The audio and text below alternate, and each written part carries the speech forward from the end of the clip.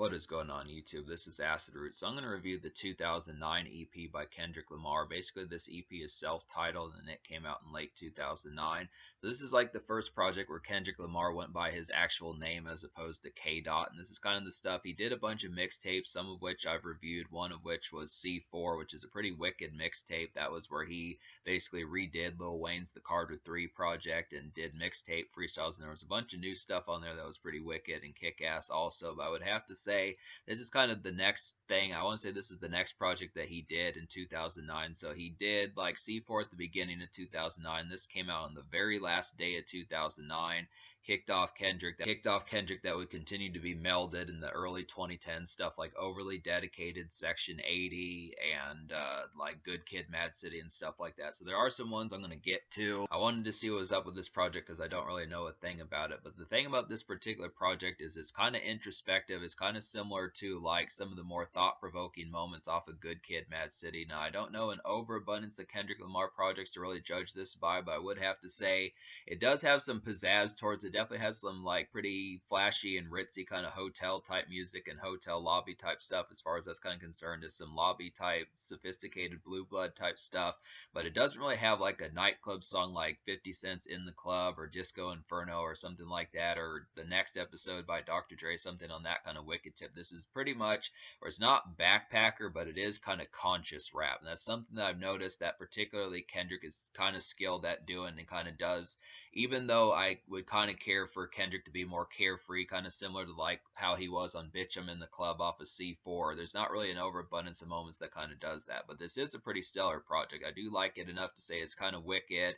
It's a free project here to kind of get, and that's kind of the concept about it. But I look after it, coming off of what I just listened to by Kendrick last, which was his C4 mixtape at the beginning of 2009. Now, that was a bunch of Lil Wayne beats, but I did like the concept that Kendrick on that particular album just had a lot more ambitious kind of appetite and was just cockier overall. And I kind of like the concept of just seeing what he was kind of about as far as that kind of went. But it's just kind of the concept where I look after it, there's just comparing those two projects where he had a lot more fury and just kind of bite and ambition. He still has the lyricism here, but his pride is just not quite as loud this time. And if it is, it's just kind of in a more formal and kind of almost platonic kind of theme. And I look after it. There are some moments, but it just feels like the sophistication that he reached in 2009 just kind of gave him a little bit more of a... The sophistication that he reached in 2009 just gave him a little bit more of a lofty position. It's kind of like going from like Jay-Z's Reasonable Doubt to like The Blueprint or even American Gangster or something like that. Just being able to say it just had a lot more loftiness towards it. It's just kind of a different valve, but there is some stuff on here. It's just not very West Coast sounding. It just kind of feels like more of something like Common would do if he was out in California for a time, something like that. It just kind of has like a mixture of like Common, Kanye West with some Kid Cudi, and then like some just overall stuff that just kind of has like maybe like The Game and his more introspective kind of moments as far as that's kind of concerned. It has ruminating on here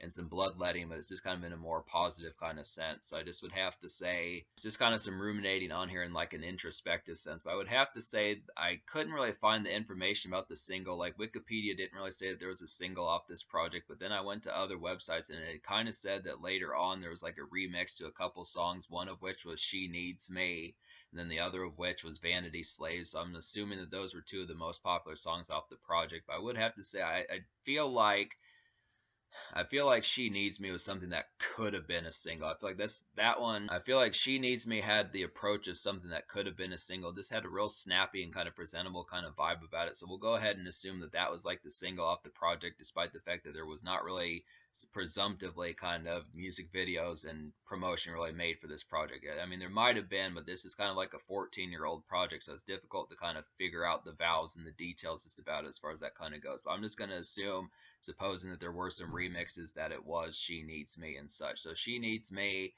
is basically, She Needs Me is a dreary evening makeshift cut. I would say it's a lazy, simmering day-to-day song, and I would say it's a pretty romantic cut. So this is definitely one that has a pretty nice approach in terms of the single format. It's just a kind of glistening, kind of simmering kind of song, just for that kind of wind down, kind of makeshift malaise as far as that kind of goes. Just a nice one for kind of like just some groggy kind of hazy orange sky kind of evenings as far as that's concerned. This one kind of feels like a West Coast kind of song, but it also has some jazzy kind of sophistication about it. It's just kind of one, it's not really like a typical kind of Jersey and Tall T kind of take your shirt off kind of raucous kind of vibe about it. It just has a little bit more sophistication and presentability towards it.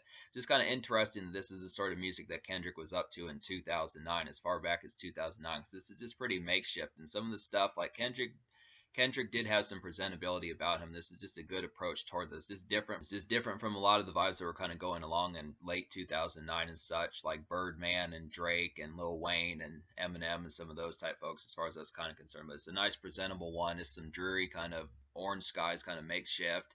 So talk about some of the songs I recommend. Out of 15 songs on here, I recommend to you 8. So I'm gonna go ahead and recommend those 8 songs. They would be "She Needs Me," "P&P," which is Pussy and Patron, "Celebration," "Is It Love," "I Do This," "Trip," "Far From Here," and "Determined."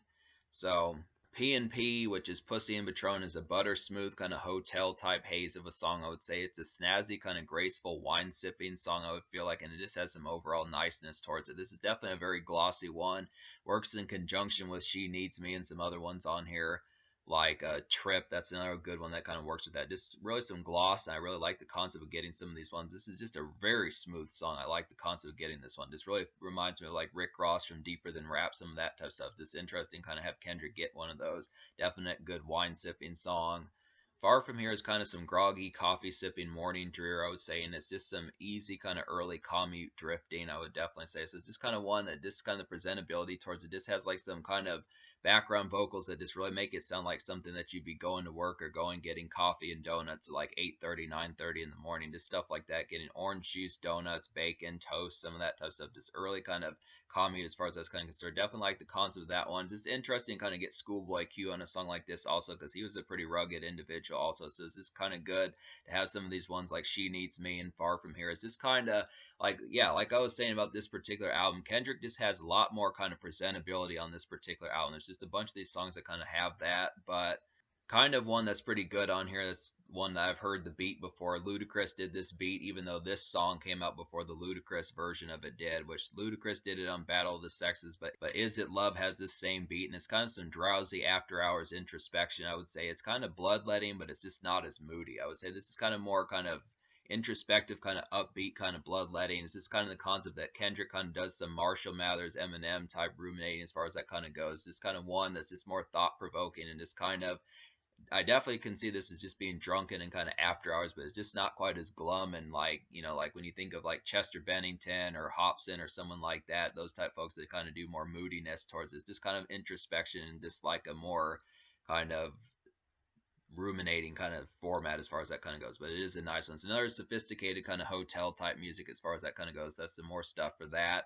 "Celebration" is a really nice one. "Celebration" was a pretty surprising one. This is a white collar kind of shindig type pizzazz of a song, I would say. It's got some solid formal feels, and it's just an overall nice gem. This is the sort of stuff that Jay-Z kind of did on like American Gangster. Just really has that white collar kind of party type fare, very similar to like Rock Boys off of Jay-Z's American Gangster. That same kind of white collar party type feels about it. Just not necessarily cubicle type stuff, but just somewhere you'd be more presentable and just kind of like a white collar kind of sense, and just kind of more like formal or platonic, just in kind of that upbeat kind of altitude. I just kind of like the concept of getting that one. It's another one that was kind of like where Kendrick kind of bucked like the trends that were kind of going along and just kind of did something different and kind of had the format, because Kendrick was only like 21, 22 when this was coming out. So for him to have some white collar tunes like that was pretty interesting, kind of get some of those. But the first four songs that you hear all kind of have like some white collar and more hotel type sophistication about them. It's just interesting kind of get some of these. So these are not like kind of more typical rugged kind of gangster rap kind of club bops as far as that kind of is concerned. But I do like some of these. A superb one on here is "I Do This." This is a Victorious type gem. It's very unsung and minimal, but it has a scathing C3 type feel. And by C3, I mean the Carter 3 by Lil Wayne. So it sounds similar to the stuff off the Carter 3. It's just the surprising thing about it is just how unsung that it kind of is, but it just hits as heavily as it does. It's just kind of one that's just very kind of just off the side and just kind of low key and just kind of like a more kind of cloudy, just kind of thought provoking, introspective kind of way, but it's just very unsung and kind of minimalist as far as that kind of goes. I just like the concept of it. Definitely reminds me of something like "Let the Beat Build" by Lil Wayne or one of those type records. Just a good one for that.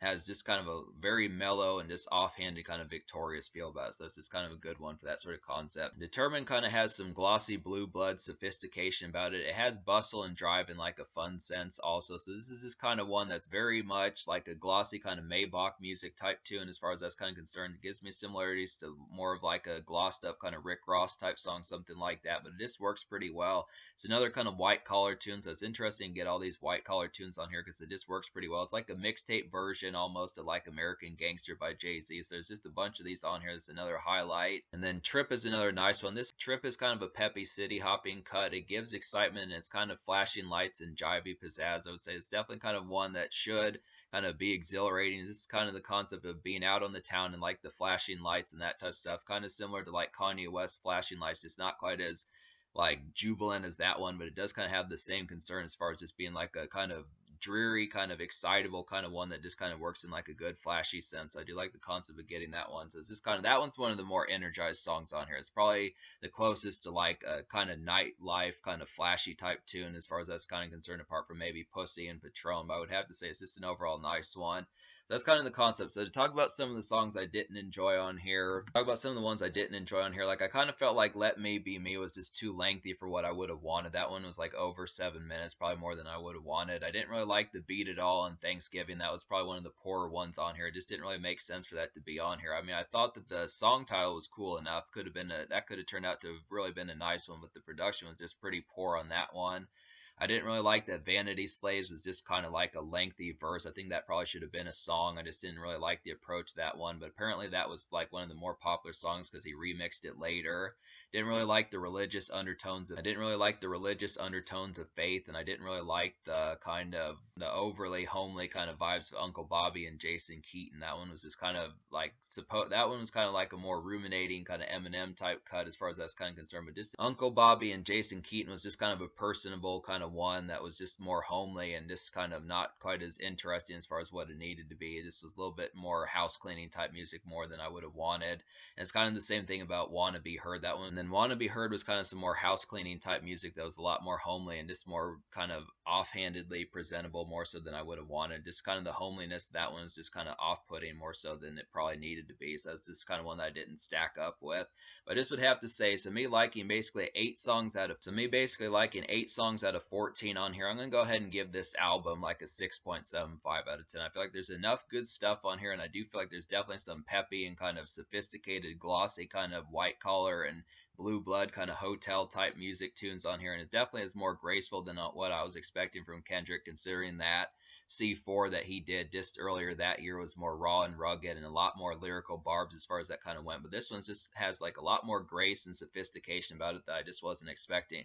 Really, he needed more songs like Pussy and Patron. I definitely feel like there should have been way more like that. That definitely would have helped, and definitely some sort of nightclub gem like Bitch I'm in the Club. Like Kendrick may not like that song, but damn it, he definitely needed another song like that to kind of throw on here, something like that, just to kind of have some sort of nightclub pizzazz, just for something to get the women to shake their ass and dance a little bit. As far as that's kind of concerned, it's just kind of just more hotel type grooves as far as that's kind of concerned. But yeah, the social score, I'm going to give the social score like a 7.75 out of 10 because it is some good stuff on here. It just has a different sense of sophistication. If you're looking for something that just is like if you're looking for something that just is nightclub bop, something like Birdman or Rick Ross, something like that, one of those type folks from the South or something like that, it doesn't really have it on here, but it does have some Jay-Z kind of American Gangster type vibes, white collar type stuff as far as that's kind of concerned. Some real good hotel kind of sophistication. So it's good. It's just kind of a different. It's good. It's just kind of a different approach from what I was expecting, and it could be kind of off-putting if you're not if you don't come into those vibes expecting that sort of conduct. So that's this kind of thing. But 7.75 in terms of the future, like